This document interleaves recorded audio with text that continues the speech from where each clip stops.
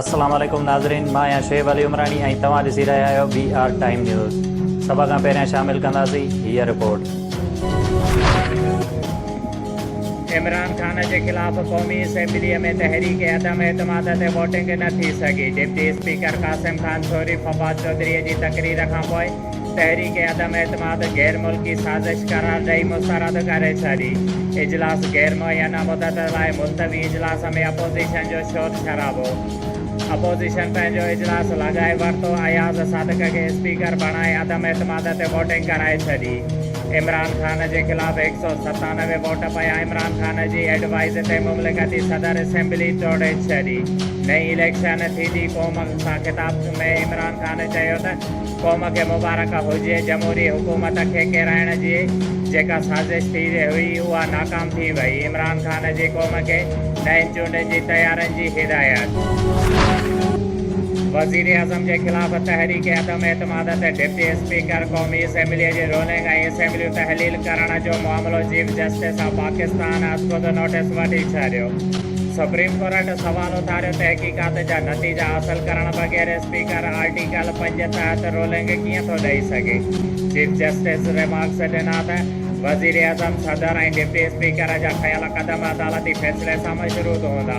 अदालत deputy speaker के इक़्तिदाम जो जायज़ो वठंदी। को भी हुकूमती इदारो गैर आइनी हरकत न कंदो।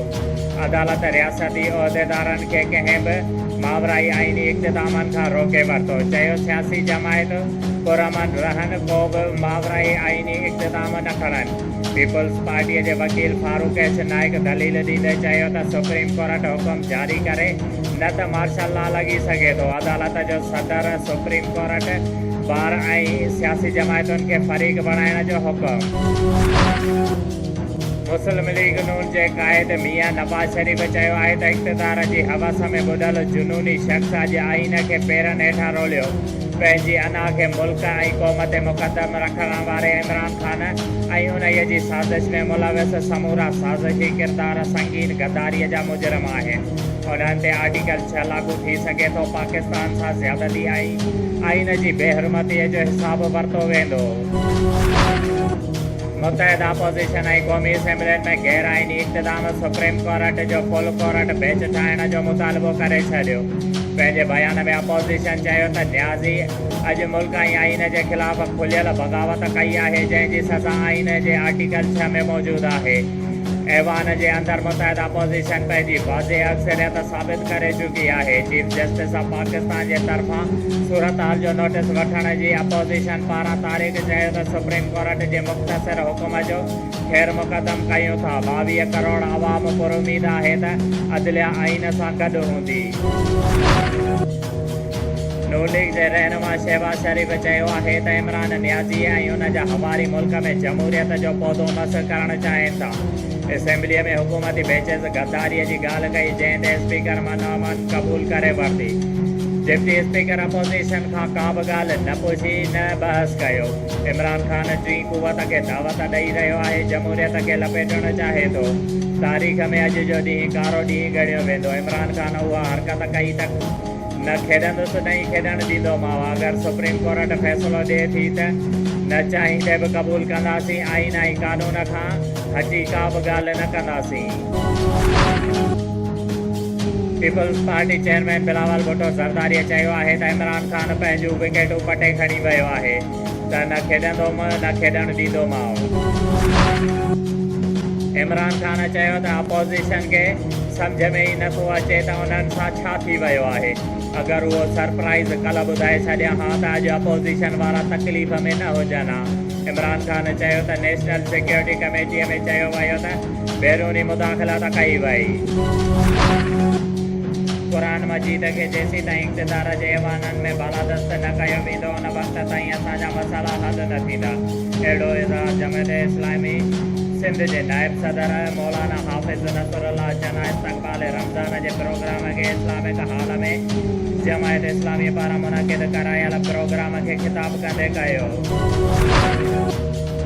डिस्ट्रिक्ट जेल पारां जान मोहम्मद मक्सी खे नवाबशाह जी अदालत में पेश कयो वियो। डिस्ट्रिक्ट एंड सेशन कोर्ट में ट्रांसपोर्टर जान मोहम्मद मक्सी वारे केस में 20 सेक्शन पुलिस पारां कचो चालान पेश कयो वियो, जॾहिं त सुप्रीम कोर्ट ऑफ पाकिस्तान जे कानून दाना एडवोकेट खादिम हुसैन सूबरो मीडिया सां ॻाल्हाईंदे चयो त जान मोहम्मद मक्सीअ ते पुलिस पारां जेको केस कयो वियो आहे उहो सरासर कूड़ो मनगढ़ंत आहे, छाकाणि त केस में ॼाणायो वियो आहे त जान मोहम्मद मक्सीअ खे सागड़ रोड तां गिरफ़्तार कयो वियो आहे, जॾहिं त CCTV फुटेजिस मां साफ़ ज़ाहिर आहे त हुनखे कचहरी रोड तां गिरफ़्तार कयो वियो आहे। जान मोहम्मद मक्सीअ जे वकील खादिम सरवर ॿुधायो त जान मोहम्मद मक्सीअ जो हाणे पुलिस ते कंहिं बि क़िस्म जो एतमाद न आहे, जंहिंजे करे पंहिंजी जांच खे तब्दील करण जे लाइ सिंध हाई कोर्ट में आईनी दरख़्वास्त ॾिनी आहे, जंहिंजी 5 अप्रैल ते ॿुधणी आहे। असां सम्झूं था त जान मोहम्मद मक्सी हिन कूड़े केस मां आज़ादु थींदो ऐं अदालत सगोरी इंसाफ़ कंदी।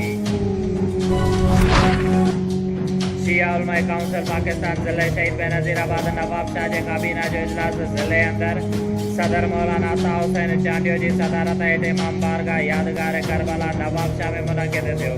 इजलास में डिवीज़नल सदर सवार मोहम्मद हुसैन चांडियो ख़ुसूसी तौर शिरकत कई, जॾहिं त मौलाना मोहम्मद आलिम मरी, सैयद हामिद अली शाह, मोहम्मद खान लगारी, मोहम्मद याकूब लागा, सैयद माशूक अली शाह, सलामत साजिद, मौलाना अयाज पतावी, मसरूर मेहंदी मरी, एजाज अली मेमण, सैयद जाफ़र अली शाह ऐं ॿियनि शिरकत कई। हुन मौक़े ते इजलास खे ख़िताब कंदे अॻुवाणनि चयो त रमज़ानुल मुबारक मुक़दस महीनो आहे, जंहिंजो एतिराम हर इंसान खे करणु घुरिजे।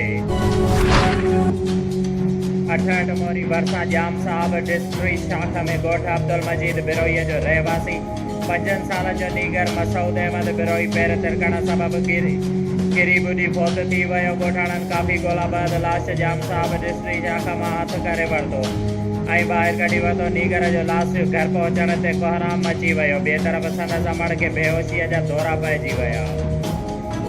शोएब अली उमराणीअ खे ॾींदा इजाज़त। वधीक ख़बरुनि ऐं अपडेट्स लाइ ॾिसंदा रहो BR टाइम न्यूज़।